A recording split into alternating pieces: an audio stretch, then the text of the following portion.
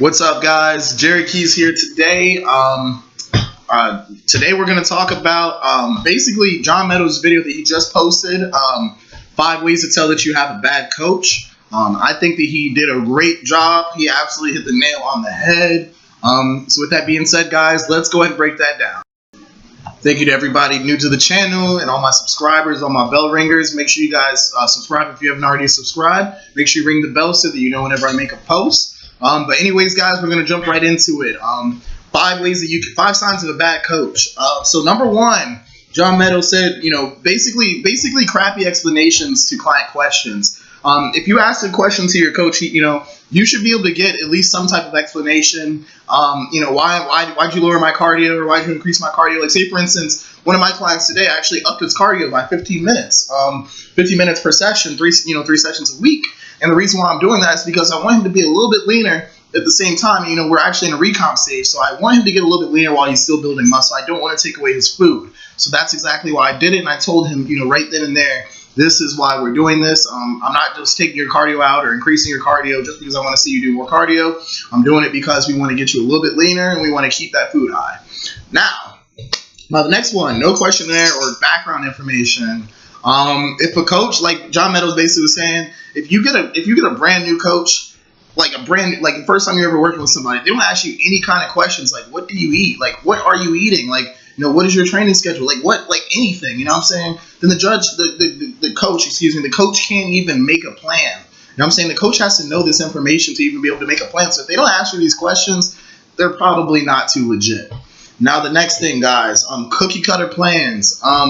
Basically, what a cookie cutter plan is when you have one type of plan, whether it be a diet or a training plan that you send to every single client, no matter what type of goal they have, no matter what type of client they are, or anything like that. Like maybe you just send one type of plan to every single male client, or one type of plan to every single female client. Guys, that's not really good too. And the reason why is because, us as bodybuilding coaches, we're supposed to optimize and personalize, your training and your diet to you specifically. So the truth of the matter is, if I don't get that background information, I'm not going to know what I need to do. At the same time, too, if I just give you a random plan, someone with completely different, characteristics of you, then, it's not going to work for you. It couldn't possibly work for you. Or, if it does work, then we just happen to get lucky. Now, the next one, response time. Guys, man.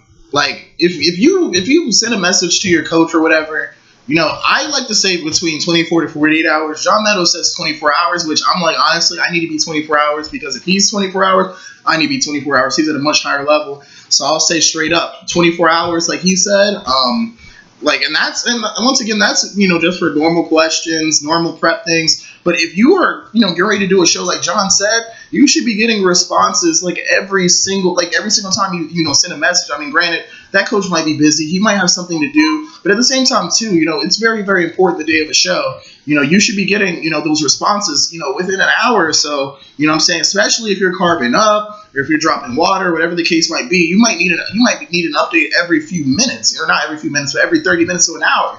Truthfully speaking. So the truth of the matter is, if a coach is not willing to give you that amount of attention, in that response time, it's not worth it, guys. Straight up. I mean, there's a lot of really, really good coaches out there that are going to listen to you, that are going to respond to you, that are going to give you, thorough explanations, that are, they're not going to, just assume that they can, figure out your body just from looking at you or by knowing other people that are similar to you. They're going to ask you these questions and find out how to make your specific plan.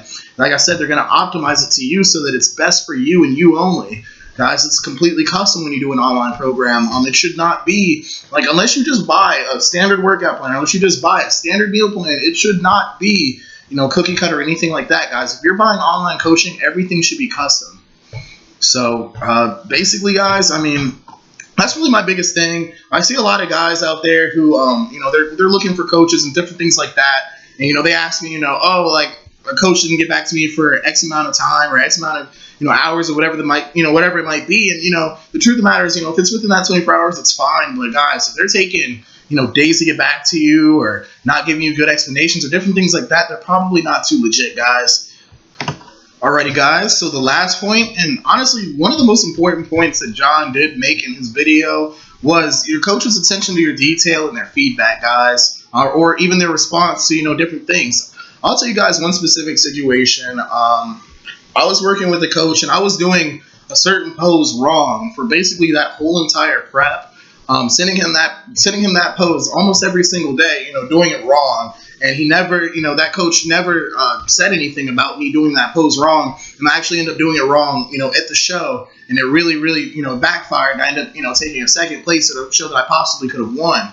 So the truth of the matter, guys, is you guys need to make sure that you're finding the best coaches out there, or at least a coach that's going to, do all of these things, guys. These are so simple things, so easy for us as coaches to do. You know what I'm saying? If we don't do these things, you need to hold us accountable. It's your money, guys. It's your life. It's your goals. It's your dreams. If you do not hold us accountable, we're like, there's no, you know what I'm saying? Like, there's nothing that says that we have to, besides integrity, besides morals, and besides, just wanting to be a good person, there's nothing that says that we have to do these things. But the truth of the matter is, if we don't do these things, you can just automatically assume that you're a bad coach.